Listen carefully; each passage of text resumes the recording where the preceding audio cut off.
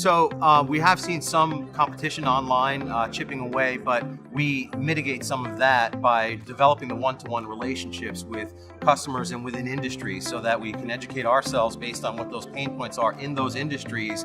And I think that mitigates, the threats from some of the competition. It was a slow transition to the cloud for us, but we did start very early. And I think a lot of the challenges that we may have had early on had to do with the maturity level of the technology. So as the technology had begun to mature, we really started to vamp up very quickly.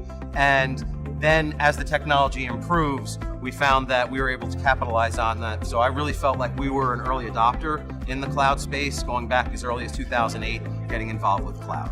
And then as the Office 365 came onto the scene, things become much more streamlined and much more scalable so that it was much easier to capitalize on the wave of the cloud solutions. In addition, I think a lot of the backup solutions, if you look back over 10 years, you saw that we went away from media-based backup to cloud-based backup, and that was a shoo-in for, I would say, 90% of the businesses that we work with.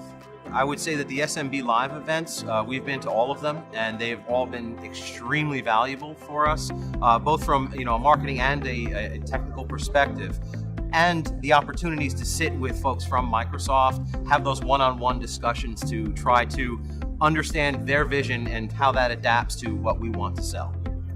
Anybody who's basing their business today on whether it's hardware and software sales or even time and materials type services, it's really a race to the bottom at this point because the scalability of cloud and subscription-based services and managed services has really eliminated that. So anybody who persists on that path, I'd be glad to buy their book of business. There's definitely a strategy to adopting new technology, and that strategy really revolves around identifying a champion on your own team. So once you can identify that champion, you really have to support that individual to be able to do all of the training because nobody knows everything. And the volume of information and technology coming out today is at a much faster pace than it's ever been before. Each person gets a certain amount of time every day, every month, to dedicate towards just the research and development, whether it's reading the voluminous information coming out of Microsoft, whether it's other vendors, whether it's other tech sources. It's very important to stay on top of that. So we do have to carve out time out of everybody's schedule to make sure that they have that opportunity to make sure that they stay current.